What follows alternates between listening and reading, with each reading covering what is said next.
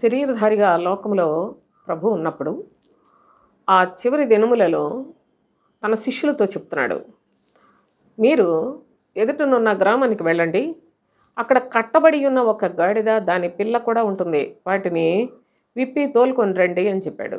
కట్టబడిన గాడిదను తెమ్మన్నాడు, దాని పిల్లను కూడా తీసుకొని రమ్మన్నాడు. కట్టబడిన గాడిదైతేనే ప్రభు యొక్క భారాన్ని మోయడానికి పనికొస్తుందని ప్రవక్త కూడా తెలియచేస్తాడు. ఎవరు పడితే వాళ్ళు ప్రభు భారాన్ని మోయటానికి పనికిరారండి. కట్టబడిన గాడిదై ఉండాలి. అనగా సమస్తమైన విషయములలో ఈ లోక సంబంధమైన వాటన్నిట్లలో కూడా విజయం పొందిన అట్టివారు మాత్రమే ఈ గాడిదకు అనగా కట్టబడిన గాడిదకు సాదృశ్యముగా ఉన్నారు. అట్టివారు మాత్రమే ప్రభు యొక్క భారాన్ని మోయగలరు. మరి గాడిద పిల్ల, నా అనుభవంలో ఒక సంగతి మీకు చెప్తాను.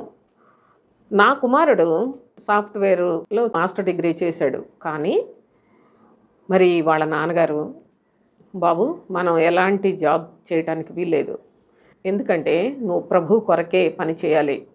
ఒక్కసారి ఈ భారాన్ని లోకంలో దాన్ని ఎత్తుకున్నట్లయితే ప్రభు పనికి అనర్హుడు అయిపోతావు. లోక సంబంధమైన మనసు ఆ ప్రేరేపణలు నీ మీద ప్రభుత్వం చేసినట్లయితే ప్రభు యొక్క కృపకు చాలా దూరం అవుతావని బాబుని ఎక్కడికి కూడా వెళ్ళనివ్వలేదు. దేవుని యొక్క లేఖనాలు చదువు, దేవుని యొక్క వాక్య ప్రకారంగా జీవించుట, నాతో పాటు చనిపోవటానికే కానీ లోక సంబంధమైన హోదాల కొరకు కాదు అని చెప్పడం జరిగింది సోదరులారా.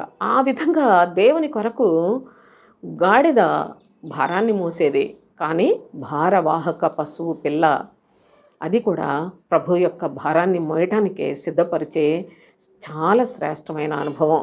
ఏదో మేము అంత చదువుకున్నాం, ఇంత చదువుకున్నాం, ఉద్యోగాలు చేసాం, ఈ ఉద్యోగాలు చేసాం అనేది ఏదో ఒక గొప్ప కార్యంలాగా భావించాల్సిన పని లేదు. ప్రభు యొక్క చిత్తానుసారముగా ఆయనకిష్టమైన సేవ చేయటానికి లోకములో ఉన్న వాటిని జయించిన వారే అర్హులు అనే సత్యాన్ని లేఖనము మనకు నేర్పిస్తూ ఉంది.